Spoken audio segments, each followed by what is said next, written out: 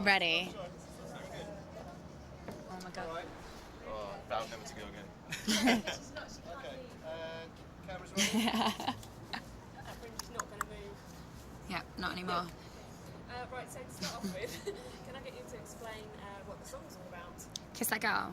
Okay, well, Kiss That Grrrl is inspired by 60s girl groups and 60s pop songs, and it is about jealousy and insecurities, like being in a relationship, but it's very light-hearted.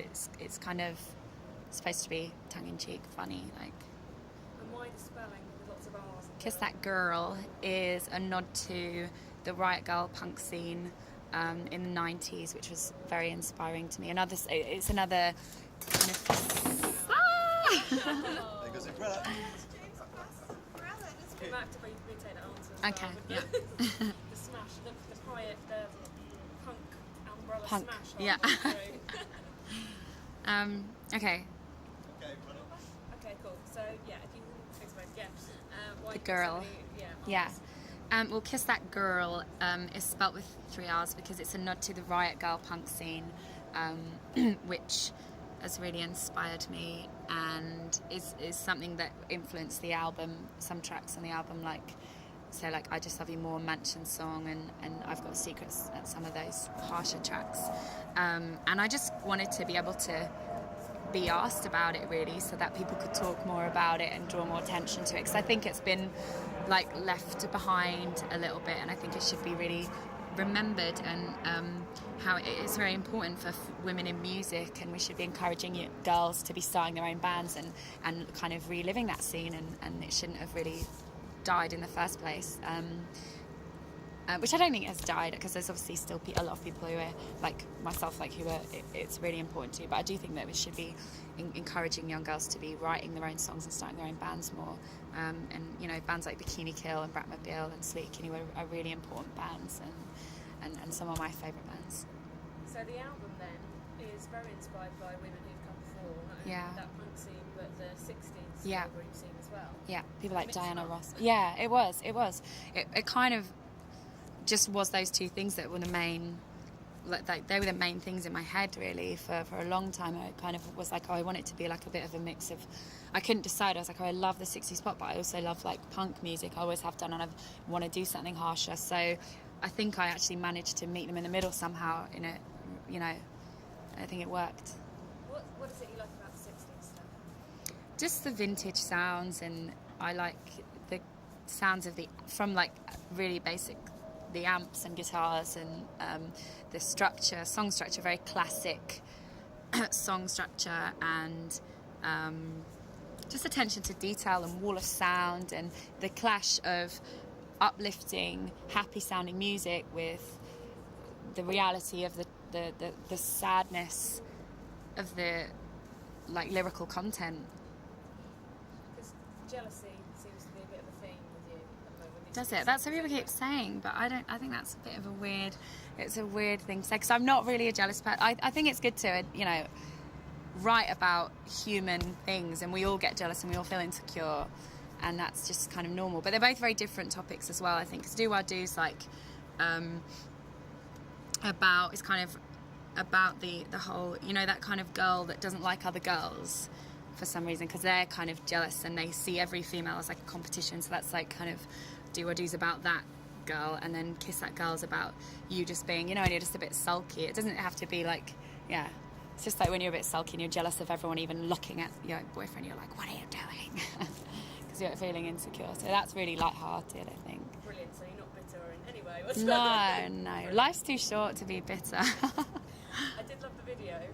Oh, thanks. And the tiger suit. Yeah. Is it a budget thing? Why you didn't have a real tiger, or you just? Yes, it is actually a budget thing. Too expensive. Insurance as well. Yeah, I wanted to get a real tiger and ride it and stuff, but it's too expensive apparently. A bit scary as well, though. Yeah, but it would have actually been really terrifying to have a real tiger, but it would have been cool as well. But I think it's because you have to have so many trainers. I think you have to have so many people with one tiger that it becomes very expensive, and obviously they could maybe kill you, and that's probably why it costs so much as well. But the costumes are amazing. Oh, cool, thanks. Is that another thing that you like about kind of doing this nod to the 60s, that you get to kind of dress up? Yeah, I mean, dressing up's always fun, really, no matter who you're nodding to. So is that something that you like to do? Mm. Are you kind of the same off stage as you are in kind of videos and on stage? I think always, like on stage or off stage, it just depends on my mood and how I feel, and I like to dress like to make myself feel comfortable. And like when you're on stage, sometimes you need something really fun and like that it's going to make you feel like you're about to go on stage. Like we got some pieces made by Cooperative Designs and Gemma Slack that are really, really cool for movement, and that was the idea. It was like, I want you to make me something that's like does this or moves like that, and that sometimes I wear if I'm like really feel like I need to perform, and then other times I just want to wear something more casual, like whatever. I think it's just important to dress for your mood and what's going to make you feel most comfortable, because when you're most comfortable, that's when you're going to, on stage, that's when you're going to perform your best, that's when you're going to be happiest. So what kind of things are good for festivals? Because I know you've got lots coming up. Obviously you're on a stage, it's a massive big crowd, so Yeah. kind of, that's when you go out.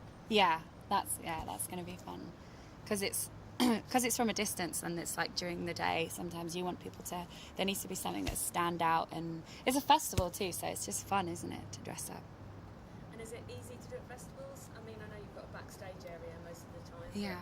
But most people at festivals, very casual, covered in mud. Mud. I really like that. I really embrace that. At festivals, I don't mind, like, it sounds really gross, but if I'm at home and I don't wash for a few days, which rarely happens, that would feel really gross. You know, like when you used to be a kid and you'd have your holidays and you'd feel really grubby.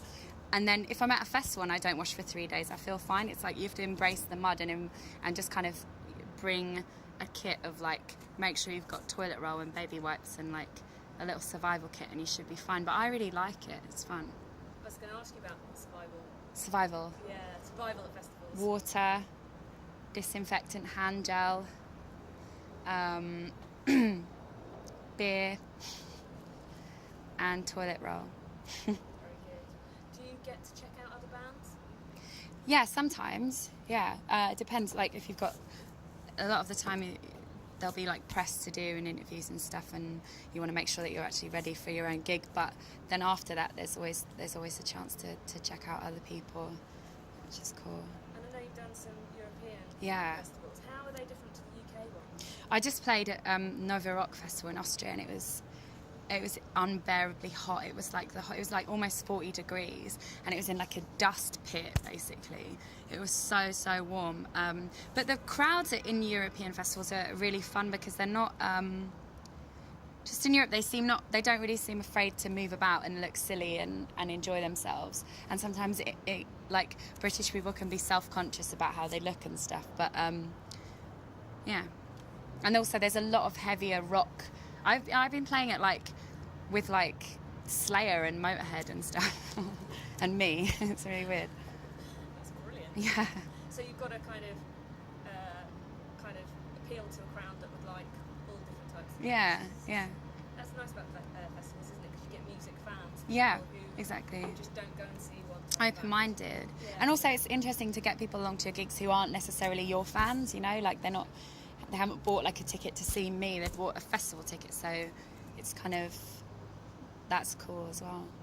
How do you kind of connect with your fans? Because I know there's MySpace and stuff like that. Are you also Twittering? Well, I've started doing that more, because the online stuff is so important these days. I feel like it's advanced, and like it's kind of like I don't really get it anymore. I feel really left behind, but I'm getting to grips with it, and I think it's important just to be able to, you know, just communicate with them, and it takes out the middleman, and it's straight from the horse's mouth, you know, so you can clear anything up. You can like tell you, like really, you don't have to be misquoted in an interview. You can actually tell people what you think about something, which is good, which is really good.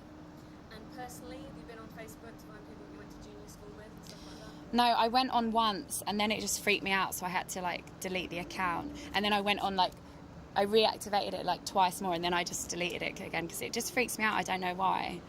I don't know what it is about it. It just feels like too much information or something. I think you'll have all these people from school Yeah. Trying to get in contact But with you now. I've spied on their profiles from like my sister's thing and stuff, so I know what they look like.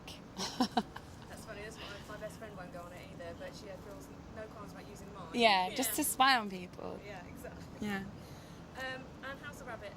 She's fine, thanks. I found out yesterday that she's secretly learnt how to get downstairs. For ages, she hasn't known, and for ages I just thought that she hasn't known, but I was sitting on the sofa last night and she had this huge strip of dust all over her face and she looked really weird. And I was like, where did that come from? And then suddenly we were like going to bed and I was trying to find her to put her in her cage, and like she was downstairs in the basement and like she just sprinted and went under the bed downstairs, and that's where the dust came from. And I've never seen her run so fast up the stairs, and she was running so fast that she nearly fell backwards. It's really cute. So who looks after her when you're like off on tour and stuff? Well, my boyfriend and I kind of share the, you know, when he's away I'll look after her, and when I'm away it usually works out like that. But sometimes my sister does, or friends. Not ever been tempted to take her on tour?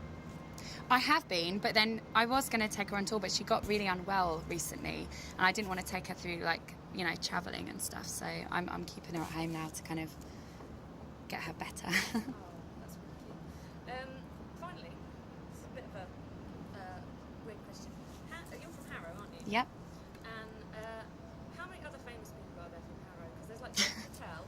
It's just really weird. Dev Patel. Oh, I like him. Yeah. Yeah, he's cool. There must be someone else though. I think Scouting for Girls are from Harrow. Right. Okay. That's good. because- Yeah. And probably a lot of the actors that used to be in Grange Hill are from Harrow. Yeah, because I'm from Watford and most of my school ended up in Grange Hill Yeah, as well. see? It was just really bothering me. I was like, there must be at least There must three be more famous people. successful from Harrow. Anyway, okay. Thank you very much. Oh, cool. Your very first question had a very loud plane in it. I don't know if you want to do that one again.